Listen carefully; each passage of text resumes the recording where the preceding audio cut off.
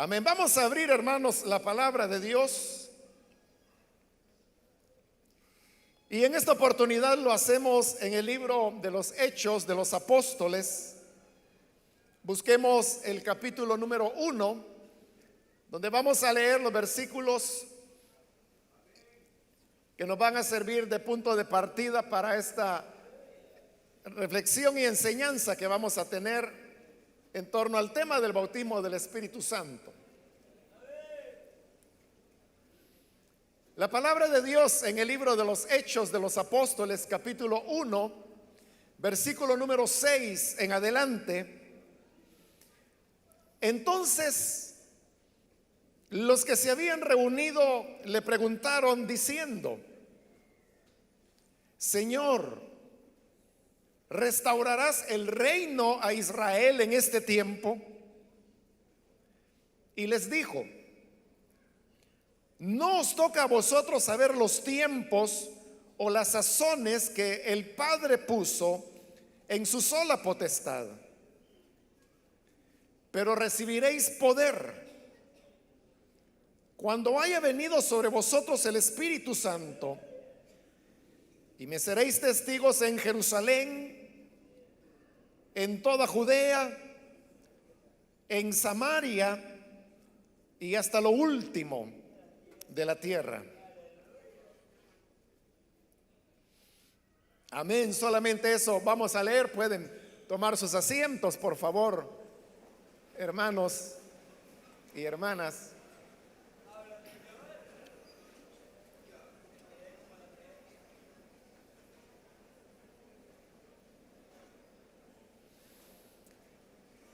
Hermanos, hemos leído este pasaje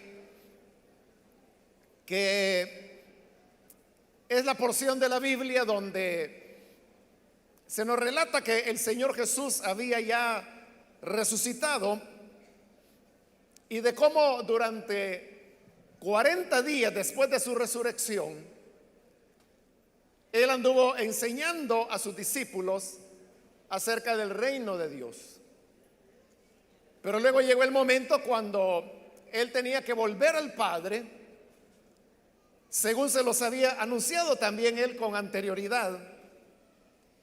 Y sabiendo que ese momento había llegado cuando Él tenía que despedirse de sus discípulos, a ellos todavía les quedaba una duda. Y es que ellos ahora están más que seguros que Jesús es el Cristo, el que había de venir al mundo, el hijo de David. Pero ellos tenían una comprensión acerca del Cristo que era más alguien que habría de restablecer el reino a Israel, como lo dicen ellos acá. Y eso de restablecer el reino a Israel se refería a la recuperación de su soberanía, la cual habían perdido más de 100 años antes, a partir de que el Imperio Romano los había conquistado. Y obviamente eso implicaba la restauración de la monarquía davídica. Pero hoy el Señor está hablando de irse. Entonces eso no encajaba dentro de sus ideas, porque si Él había venido para sentarse en el trono de Israel, y por eso es que le llamaban hijo de David, y Jesús nunca rechazó el título de hijo de David, entonces ¿por qué es que ahora Él le dice que se va? Y entonces, ¿qué pasó con la promesa de que Él se sentaría en el trono de su padre David y que reinaría para siempre? Como ellos no tenían una explicación en ese momento, deciden preguntarle. Y es lo que encontramos ahí en el versículo 6, cuando le dicen: Señor, ¿restaurarás el reino a Israel en este tiempo? Y a eso Jesús le responde: no os toca a vosotros saber los tiempos o las sazones que el Padre puso en su sola potestad. Jesús no les está diciendo que Él no va a restaurar el reino. Él lo que les está diciendo es que ellos no pueden saber el tiempo o las ocasiones que están solamente en el conocimiento de Dios y que Él los va a ejecutar de acuerdo a su propósito. Pero en el momento cuando Él lo decida, en el momento que dentro de su plan soberano, Él ha fijado para eso. Porque la pregunta era acerca del tiempo. ¿Restaurarás el reino de Israel en este tiempo? Como la pregunta era de que sí, ya era el tiempo, el Señor le dice: no les corresponde a ustedes saber el tiempo.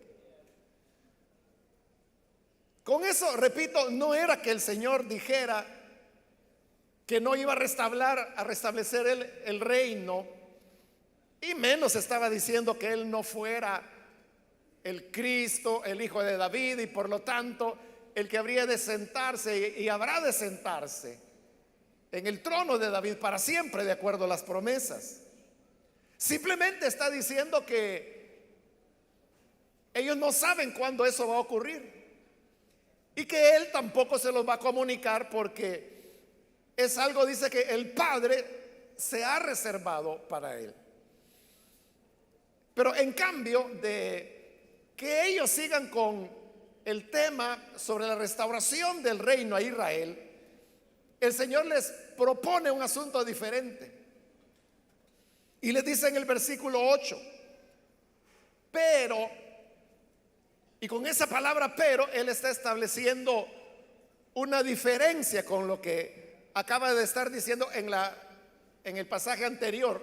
Y es que les dijo: los tiempos ustedes no los pueden saber, porque eso solamente el Padre lo sabe. Pero, y ahí viene el pero, recibiréis poder cuando haya venido sobre vosotros el Espíritu Santo, y me seréis testigos. Él está enfocando la atención de los discípulos hacia un elemento diferente, y era ese elemento del cual Él ya les había hablado con anterioridad. Realmente, el tema de la venida del Espíritu Santo y del bautismo en el Espíritu, quien comenzó a anunciarlo y a proclamarlo por primera vez fue Juan el Bautista, antecesor del Señor Jesús. Pues Juan dijo: yo los bautizo a ustedes en agua, pero detrás de mí viene alguien que es mayor que yo. Él los bautizará con Espíritu Santo y fuego.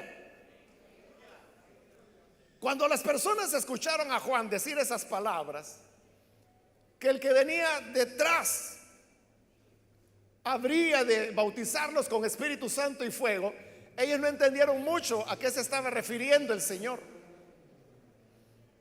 No les quedó claro qué era eso de bautizar con Espíritu Santo. Ellos lo que sabían era acerca del tema de los bautismos en agua, los cuales existían dentro del judaísmo. El de Juan era un bautismo nuevo para perdón de pecados, como él lo anunciaba. Eso era totalmente innovador, pero al fin y al cabo era un bautismo. Pero hoy Juan está diciendo: yo los bautizo con agua, el que viene detrás de mí lo bautizará con Espíritu Santo. Ellos no entendieron bien, pero así quedó. Posteriormente aparece el Señor, y cuando ya su ministerio está bastante avanzado, Él comienza a explicarle a sus discípulos que Él se va a ir.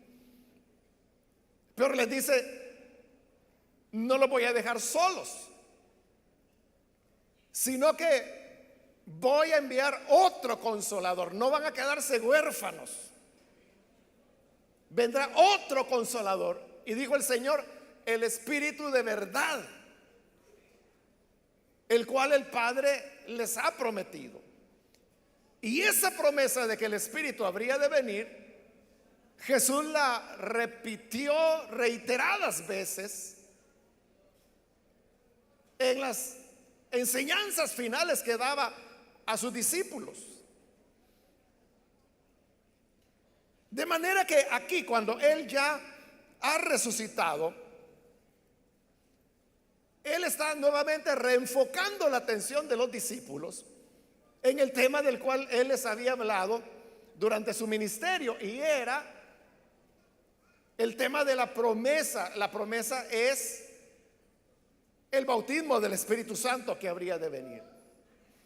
Entonces, con estas palabras el Señor los está reenfocando, porque aquí lo que estaba ocurriendo es que se estaba abriendo una nueva etapa en el desarrollo de los planes redentores de Dios con la humanidad. En este momento los discípulos todavía no lo sabían, pero más adelante ellos van a llegar a comprender que el evangelio no era solamente para los hebreos como ellos lo concebían, sino que este evangelio habría de llegar a todas las naciones, a todos los pueblos, habría de ser anunciado a los gentiles, y los gentiles habrían de creer en él. Pero para que eso se pudiera producir, era necesario dejar como en pausa el trato de Dios con Israel, principalmente en lo que tenía que ver con la restauración del reino, para abrir ese gran paréntesis que hoy por hoy lleva 2000 años, en el cual Dios habría de tratar principalmente con el mundo gentil, con nosotros que no somos judíos, no somos hebreos. Y ahí es donde la promesa del Padre, la venida del Espíritu Santo, cumplía un papel fundamental. Porque lo que el Señor Jesús está diciendo ahí es que ellos van a recibir poder. Y ese poder vendrá, dice, cuando haya venido sobre vosotros el Espíritu Santo. Entonces note que este es el momento cuando el Señor está ya por partir. Es lo que acabamos de decir. Es lo que dice el versículo 10. Ahí se narra la ascensión del Señor, la vuelta al Padre. Por lo tanto, era el momento cuando los discípulos debían iniciar su tarea, es decir, continuar el anuncio del evangelio que el Señor había comenzado. Pero precisamente porque ahora les tocaba a ellos el papel, el lugar, asumir la posición de Jesús para anunciar las buenas nuevas, por eso es que ahora les dice que ellos necesitan recibir poder. Entonces el Señor estaba ahí sentando un principio importante, y ese principio era que las personas debían recibir el poder para poder ir a hacer la obra de ser testigos de Cristo en medio del mundo. Cuando se va a anunciar el evangelio, es evidente, hermanos, que uno lo que necesita es poder, es autoridad. Porque usted puede encontrarse personas que son renuentes al evangelio o totalmente cerradas a creer a la palabra de Dios. Entonces, ¿cómo se puede lograr que una persona que está enceguecida por su pecado pueda tener la iluminación de vida de la cual Pablo habla en Primera de Corintios, cuando dice que el velo les tiene que ser quitado de sus ojos? Ahí es donde viene la necesidad del poder, porque uno se da cuenta que no basta con tener palabras, con tener soltura.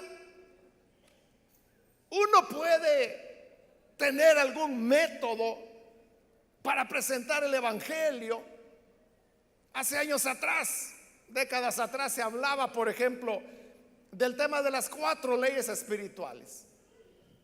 Y ese era un método de evangelismo por el cual se facilitaba la presentación del evangelio a las personas.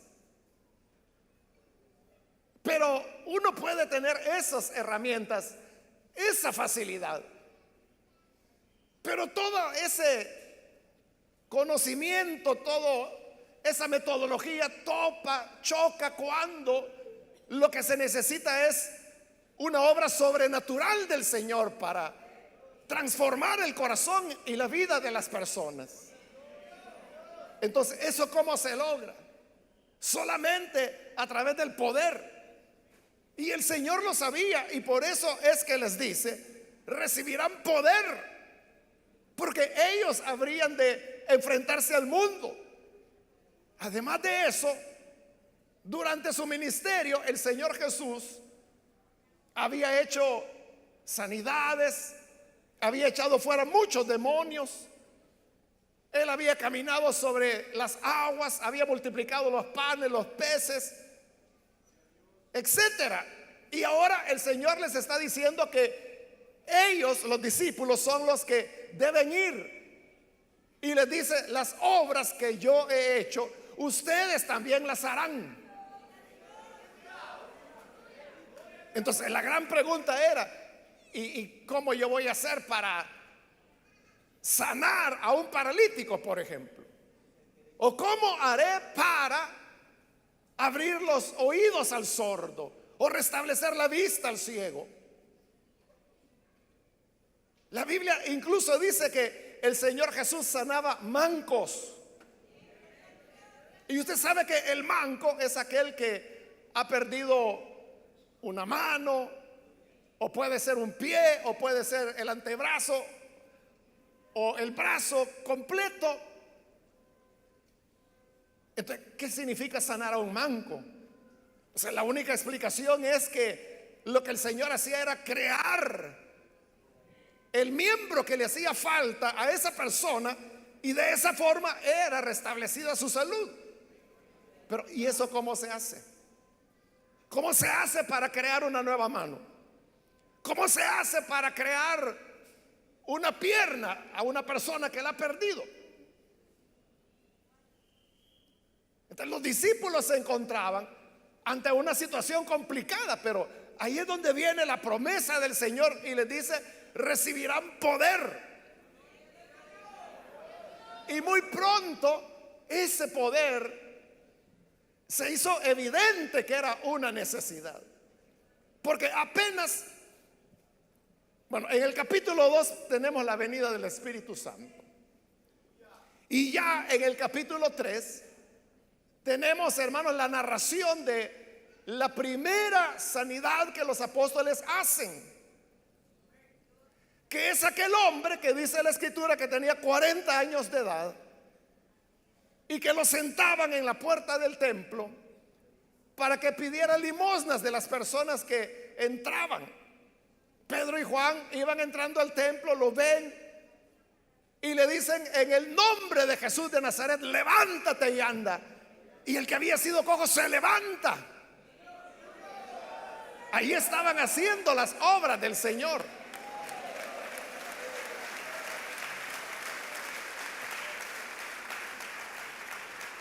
Ese era el poder que Dios les había prometido. Pero cuando eso ocurre, entonces viene la oposición. Los mismos que se opusieron al Señor Jesús se oponen ahora a ellos, y llegan las autoridades y los apresan, a Pedro y a Juan. Y entonces los interrogan y les dicen: ¿con qué autoridad y en el nombre de quién ustedes han hecho semejante cosa? Y entonces Pedro responde: pues es en el nombre de Jesús de Nazaret, al que ustedes mataron y al que ustedes crucificaron. En su nombre es que Dios ha dado sanidad a esta persona.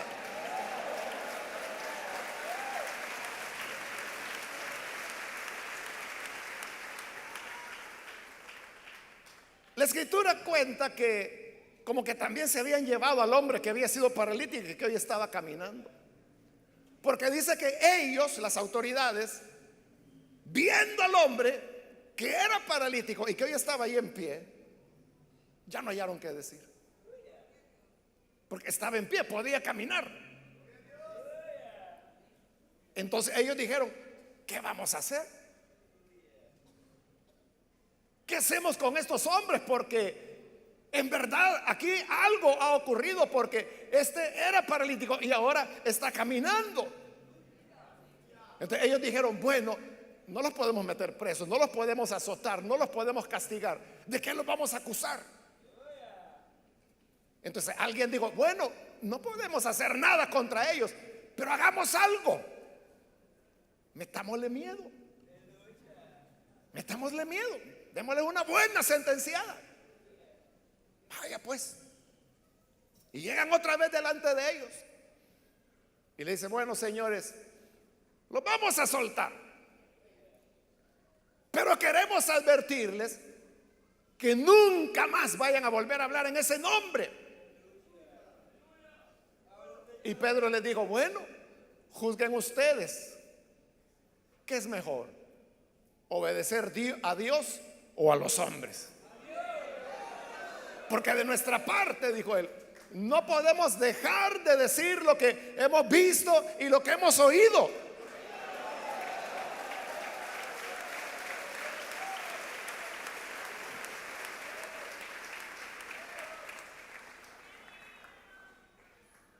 Pero volvieron a amenazarles: no vuelvan a hablar en ese nombre. Y lo soltaron. Y Pedro y Juan se van derecho a la iglesia. Y cuando llegan a la iglesia, ahí estaban los hermanos, estaban reunidos. Iglesia, dice ahí, y nosotros lo que entendemos sería un edificio como este, ¿no? Pero lo más probable es que era el aposento alto, donde se reunían. Y ahí estaban los discípulos. ¿Qué pasó, Pedro? ¿Qué pasó, Juan? ¿Qué les dijeron? Y ellos comenzaron a contar. Nos amenazaron. Nos dijeron que no volvamos a hablar en este nombre. Y eso les produjo a ellos temor. Y al producirles temor, ellos dijeron: bueno, ¿y ahora qué vamos a hacer?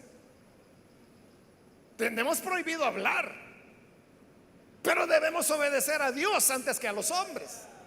O sea, eso, hermanos, uno lo dice fácil, ¿verdad? Y lo entiende bien. Hay que obedecer a Dios antes que a los hombres. Pero ¿qué implicaba en ese momento? Implicaba un choque contra las autoridades. Es que ya habían estado detenidos. Entonces era ir en contra de todo lo que era el poder religioso, judicial, que era lo mismo en la época. Entonces, ¿qué hace la iglesia? Bueno, hermanos, oremos. Y entonces comenzaron a orar y le dijeron: mira, Señor, nos están amenazando. Pero cuando uno es amenazado, hermano, qué bueno es poder poner las cosas en las manos de Dios. Y le dijeron: mira, Señor, nos amenazan, pero nosotros vamos a seguir hablando. Solo te pedimos una cosa, y es que mientras nosotros hablamos tu palabra, tú extiendas tu mano para que milagros, señales, maravillas se sigan haciendo en el nombre bendito de tu Hijo Jesús.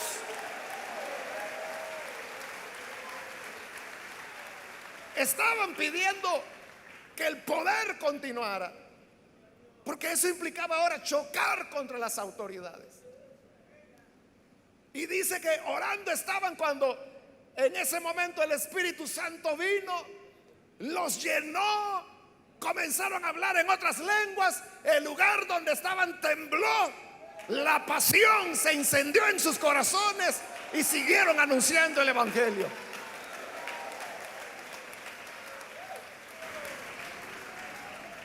A ese poder de enfrentar los desafíos es a lo que Jesús se refirió cuando les prometió: recibirán poder. Cuando usted dice: es que yo no encuentro palabras para enfrentarle a la gente, es que mire, a mí un par de cosas me dicen y me dejan callado, Yo no sé. Y hay gente que dice, hermano, explíqueme, deme algunas respuestas que yo pueda dar. Es que las respuestas es en base a las preguntas que las personas hacen.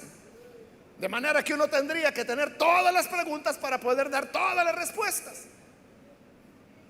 Y cuando uno termine de dar la última respuesta, ya no te vas a recordar de las primeras. Entonces es mejor lo que el Señor ofreció. Y lo que Él ofreció fue: recibirán poder cuando venga sobre ustedes el Espíritu Santo.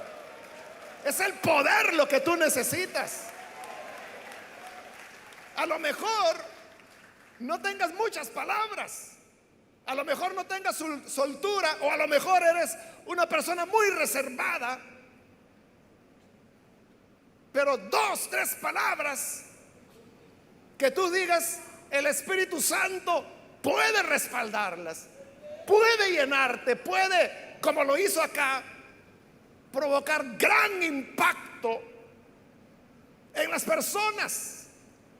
Bueno, con la sanidad de ese paralítico, el libro de los Hechos dice que 5,000 personas fueron añadidas a la iglesia. Entonces la promesa fue: recibirán poder cuando haya venido sobre vosotros el Espíritu Santo. Pero entonces no te está hablando de que el Espíritu Santo vendría sobre ellos.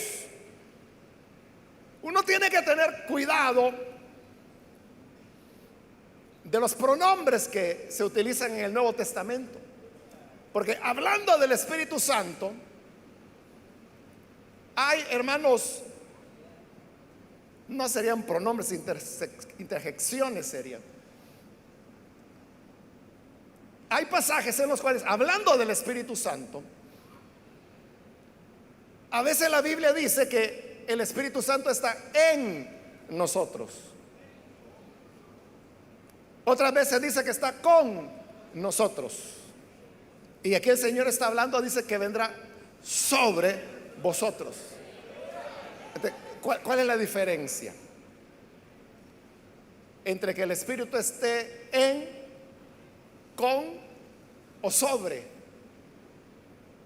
nosotros? Es una gran diferencia. Y es una diferencia de carácter teológico. Porque cuando dice que el Espíritu Santo estará en nosotros, ahí se está refiriendo a la morada del Espíritu Santo. La morada se produce en el momento mismo en que creemos en Jesús. Si tú has creído a Jesús, tú ya tienes el sello del Espíritu. Ya tienes la morada del Espíritu. El Espíritu Santo está en ti, dentro de ti. Y también a esa morada es a la que la Biblia le llama la unción del Espíritu. Fíjese, con esa palabra tenemos que tener cuidado, porque nosotros la usamos mal. Normalmente, cuando en el ambiente evangélico utilizamos la palabra unción, normalmente la usamos para referirnos al bautismo del Espíritu Santo, es decir, a las manifestaciones sobrenaturales del Espíritu. Pero eso no es la unción, sino que cuando Juan habla de la unción del Espíritu, se está refiriendo a la morada. Por eso le digo, hay que tener cuidado con esa palabra. Entonces, la morada del Espíritu se recibe en el momento cuando la persona cree. Es lo que dice la Escritura: desde que creísteis, fuisteis sellados por el Espíritu. Y en los discípulos también lo podemos ver. Cuando el Señor Jesús resucitó, el primer día de la semana, lo que hoy llamamos domingo, ese domingo cuando Jesús resucitó, se le apareció a los discípulos. Y lo primero que les dijo fue: paz a ustedes. Y luego dice que Él sopló sobre ellos, y al soplar les dijo: reciban el Espíritu. Fíjense, eso fue la noche del domingo que él había resucitado. Y claro, Jesús no está bromeando, ¿no? Si él les dijo reciban el Espíritu, es porque lo estaban recibiendo. Pero esa era la morada. Luego pasan los 40 días que dice este libro de los Hechos que Jesús pasó enseñándoles acerca del reino de Dios. Y estamos aquí cuando él se está despidiendo, y entonces les dice recibirán poder cuando venga. Está hablando del futuro. Cuando venga sobre ustedes el Espíritu Santo. Y no 40 días antes ya les había dicho reciban el Espíritu. Sí, pero la noche del día de la resurrección, Jesús lo que les dio fue la morada, el sello o la unción, que es lo mismo, son palabras diferentes para la misma realidad, que es el Espíritu Santo morando en todo aquel que ha creído. Entonces, aquí de lo que estamos hablando, hermanos, es que el Espíritu Santo lo tiene todo aquel que ha creído en el Señor Jesús. También, hermanos, lo tenía estos discípulos, pero aunque ya lo tienen, la morada, hoy le dice esperen que el Espíritu Santo venga sobre ustedes. Ya lo tenían en ellos, pero él dice vendrá sobre ustedes. Y Jesús se va. Pasan 10 días más, es decir, ya estamos a 50 días después que habían recibido la morada del Espíritu. Y así llegamos al capítulo 2 de este libro de los Hechos. Y ahí es donde está la narración que usted conoce muy bien, donde dice que los discípulos estaban reunidos en el aposento alto, cuando de repente comenzó a escucharse un ruido como de viento fuerte. O sea, no es que había viento, se oía, el ruido que se oía sonaba como un viento muy fuerte, pero no había viento. Y entonces dice que aparecieron lenguas de fuego sobre las cabezas de los discípulos. Y entonces es que comienzan a hablar en otras lenguas. Ellos no sabían qué era eso, pero ese era el día, el momento del cumplimiento de la promesa que el Señor les había dicho: vendrá el Espíritu Santo sobre ustedes. Ellos estaban hablando en otras lenguas, y como eso ocurrió el día de Pentecostés, había en Jerusalén muchos extranjeros, judíos que habían venido de diversas partes del mundo.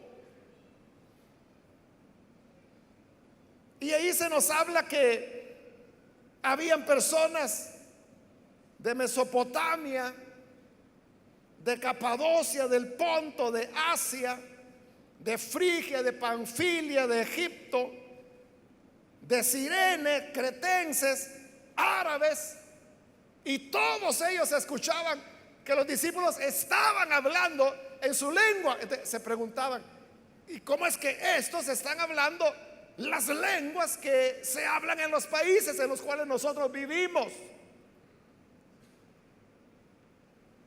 Y algún chistoso por ahí, porque siempre, en todo grupo siempre hay un payaso. Entonces, apareció uno y dijo: no, lo que pasa es que están borrachos, se les pasaron las copas. Pero entonces Pedro comenzó a hablar y le digo: oigan, aquí no hay nadie borracho, apenas son las 9 de la mañana y esta no es hora para estar bolo. Podrá ser a las 9 de la noche, pero no a las 9 de la mañana. Lo que aquí ocurre es lo que Joel dijo, que en los postreros tiempos, dice el Señor, yo enviaré mi espíritu y hablarán en otras lenguas, y vuestros hijos profetizarán, vuestros hijos tendrán sueños. Es decir, él estaba hablando de una obra sobrenatural, y les digo: esto es el cumplimiento de la promesa. Y la promesa es para ustedes, para los que están lejos, para todos cuantos el Señor nuestro Dios llame.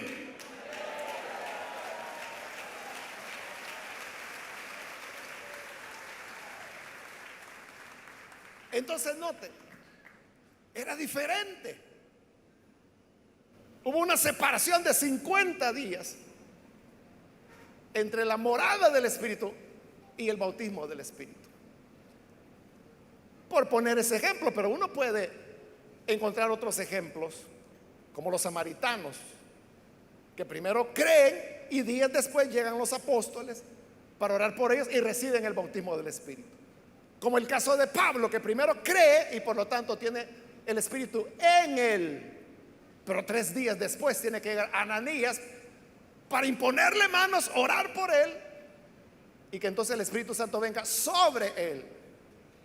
Entonces, cuando hablamos del Espíritu en nosotros, estamos hablando de la morada, la cual se produjo el día que usted creyó. Cuando hablamos del Espíritu Santo sobre nosotros, ahí estamos hablando del bautismo del Espíritu Santo, de este poder que el Señor dijo que recibiríamos. Y cuando hablamos del Espíritu con nosotros, ahí se está hablando de cómo el Espíritu Santo nos une para hacernos un solo cuerpo en Cristo. Dice que el Espíritu Santo nos bautiza en un solo cuerpo. Es como que si el Espíritu Santo fuera el cemento que une los ladrillos, que somos cada uno de los creyentes, que formamos este edificio, que es la iglesia del Señor. Entonces, ese es el Espíritu con nosotros. En este momento que estamos aquí reunidos, el Espíritu Santo está con nosotros.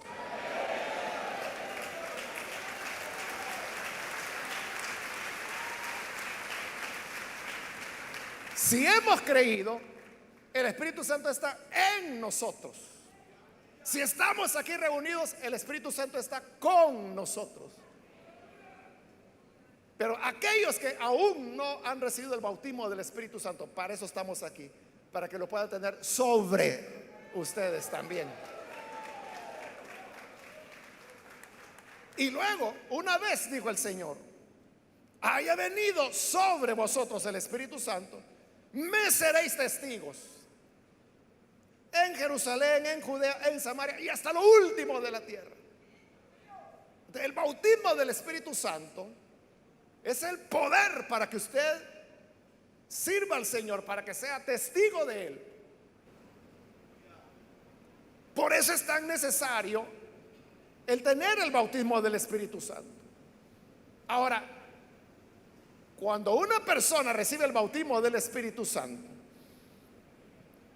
ese bautismo se manifiesta por el hecho de hablar en otras lenguas, que obviamente no son lenguas aprendidas, sino que, como en Hechos 2, como en Hechos 10 y como en otras oportunidades que narran las Escrituras, el hablar en lenguas como evidencia de haber recibido el bautismo del Espíritu Santo es algo que se produce de manera milagrosa. Es que recibir el bautismo del Espíritu Santo no es, hermanos, una ceremonia, no es una liturgia, no es algo que se dice, es un milagro, es algo sobrenatural que se manifiesta por el hecho de hablar en otras lenguas. Esa es la evidencia que la Escritura presenta acerca de el bautismo del Espíritu Santo. Entonces vea, el bautismo del Espíritu Santo es la promesa que Jesús dio. Él dijo, no van a quedarse solos, no los voy a dejar huérfanos, sino que enviaré al Consolador. Y Él ya lo envió, es el Espíritu Santo. Y luego dice, es poder para que puedan ser testigos míos hasta lo último de la tierra, no importa dónde vayamos. El poder de Dios estará con nosotros si recibimos el bautismo del Espíritu Santo. Entonces, ¿cómo se recibe el bautismo del Espíritu? Quiero decirle, porque ya estamos llegando al momento de la oración. Los hermanos pastores que están acá, bueno, usted puede ver que ha venido un poquito de gente, ¿verdad? Entonces con ellos platicábamos acerca de cómo hacer. O sea, realmente este tema del bautismo del Espíritu Santo queríamos impartirlo en alguna de las vigilias del año pasado, pero lo que nos detuvo fue: ¿y cómo vamos a hacer para orar por todos aquellos? ¿En cuál espacio? Usted puede ver que solo nos queda este pedacito de enfrente, los pasillos. Pero entonces, platicando con los hermanos pastores, pues llegábamos a la conclusión que en varios casos de la Biblia, como Pentecostés, como los gentiles en casa de Cornelio, nadie les impuso manos, sino que fue directamente la gloria del Señor que vino sobre él y fueron llenos del Espíritu.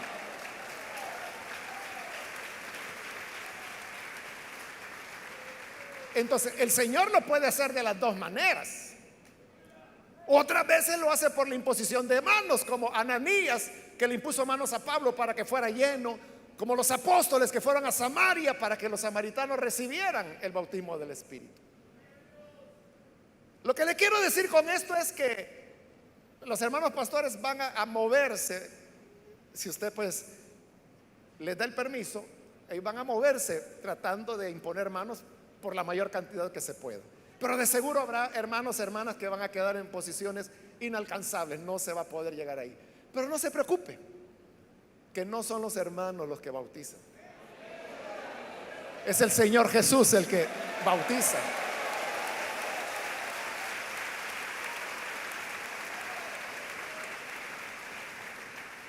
Así que, habiendo aclarado eso, ¿cómo se recibe ahora el bautismo del Espíritu? Lo primero, hermanos, es entender que el bautismo del Espíritu Santo es un regalo de gracia que Dios da. Es igual que el día que usted recibió la morada, el sello del Espíritu, el día que creyó. ¿Qué condición le puso Dios para que usted recibiera la morada, para que el Espíritu esté viviendo en usted? ¿Acaso el día que creyó le dijo el Señor: alto ahí, tienes que ir a orar 20 días y ayunar 7 días para que mi Espíritu more en ti? ¿Le dijo eso? No, fue de una vez. Es lo que Pablo dice a los Gálatas: cuando recibieron el Espíritu, les pregunta, ¿lo recibieron por las obras o por el creer con fe?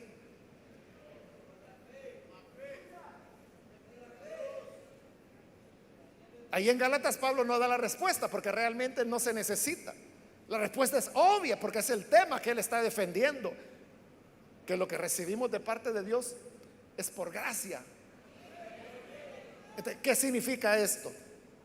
¿Qué tiene que hacer usted para merecer el bautismo del Espíritu Santo? No hay nada que pueda hacer para merecerlo, porque Cristo ya hizo todo lo que se necesitaba para que usted lo pueda tener. Eso es lo primero. Porque si usted se pone a pensar, es que no estoy preparado, es que las últimas semanas no he estado orando mucho, es que no he andado tan recto como debería. Si usted se pone a pensar en eso, solo está bloqueando su fe. Y usted dirá: es que no lo merezco. Es que nadie lo merece. Ninguno lo merecemos. Por eso es por gracia. Porque si se tratara de merecerlo, nadie lo tuviera. Mas es por gracia. Y usted dirá: es que mire, yo tengo un problema, un pecado que no lo puedo vencer. Por eso necesitas el poder, para poderlo vencer, para poderlo derrotar.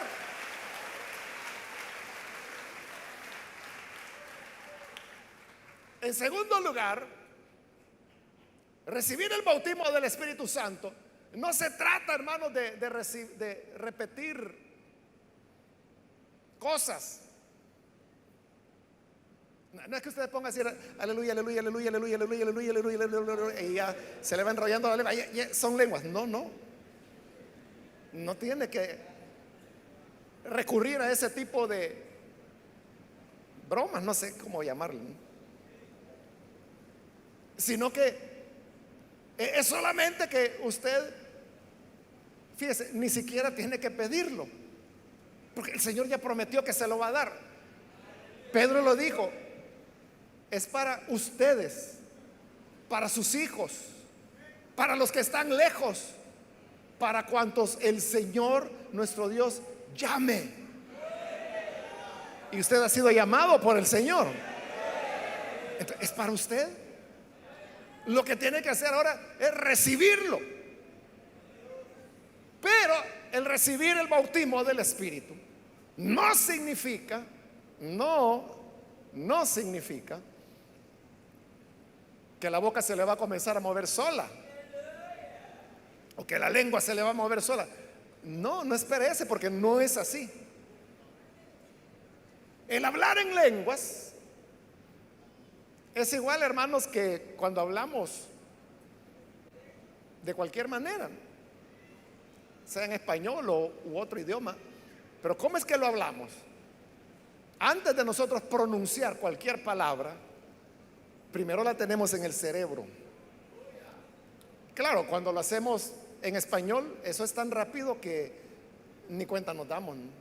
Sentimos que las palabras están saliendo espontáneamente de nuestra boca, pero no es así. Primero las estamos pensando. Ahora, si usted puede su poquito de inglés y comienza a hablar en inglés, ahí lo nota ya más claro, porque usted comienza a elaborar cómo armo esto, gramaticalmente cómo es la forma correcta, y plum, la pronuncia. Pero ahí está bien consciente usted que primero lo está pensando. Por eso es que en español puede ser una cotorra, pero en inglés ya se vuelve un poquito más comedido, porque así es como funcionamos. Primero es en el cerebro y luego lo pronunciamos. Igual es el hablar en otras lenguas. Usted lo que tiene que hacer es simplemente ponerse de rodillas y comenzar a alabar a Dios. Eso es importante. Desbordarse en alabanza. Como yo le he dicho, hermanos, siempre lo único que va cambiando es el tiempo. Pero yo tengo 44 años de estar en el Evangelio, y mi conversión fue en una iglesia pentecostal. Y en esos 44 años nunca yo he visto a una persona que haya recibido el bautismo del Espíritu Santo sin estar derramada en alabanza al Señor. Nunca. Yo no le estoy diciendo que no pueda ocurrir. No estoy diciendo eso. Yo lo que le estoy diciendo es que en 44 años nunca he visto que el Señor bautice a una persona que no esté toda derramada en alabanza delante de Dios. Entonces, lo primero que usted tiene que hacer es alabar. Mire, ahí olvídese que está la tía, que allá está la cipota que le gusta a usted. Cierre los ojos y concéntrese, conéctese con el Señor. Y alábelo, simplemente solo alábelo. Y entonces, al alabarlo, ¿qué es lo que va a ocurrir? Lo que va a ocurrir es que en su mente, donde quiera que usted quiera ubicar la mente, los griegos pensaban que la mente estaba en el corazón.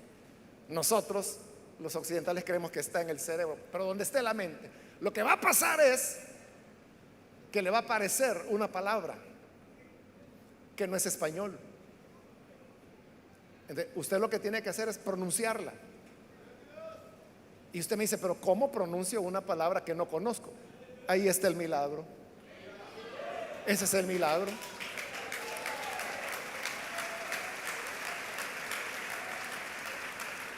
Pero es usted quien tiene que pronunciarla.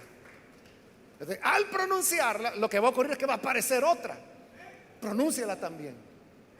Y al pronunciar esa segunda, aparecerá una tercera. Pronúnciala. Y entonces es como el niño que comienza a hablar, que primero comienza a decir mamá, y luego mi mamá, mi mamá me ama. O sea, así todos aprendimos a hablar así. De igual manera, el hablar en nuevas lenguas es algo que se va dando progresivamente. hasta que la Biblia habla de que puede llegarse a convertir en géneros de lenguas. Hay ocasiones, hermanos, en las cuales uno ora por hermanos o hermanas para que reciban el bautismo y uno sabe que ahí lo tienen en la cabeza, ahí está la gran bolsada de espíritu que está por caer en ellos, pero esa persona no pronuncia. Y uno ahí en el oído, pronuncie, pronuncie, y no pronuncia. Todavía siguen, gracias Señor, te doy por que pronuncie, gracias Señor, que pronuncie. A veces yo le digo, ya no en español, en lenguas, y siguen en español. Y uno sabe que ahí está la tonelada de ese espíritu que está por caer. Hasta que se atreva a pronunciarlo, ahí va a venir toda la gloria de Dios sobre su vida y el poder de Dios sobre usted.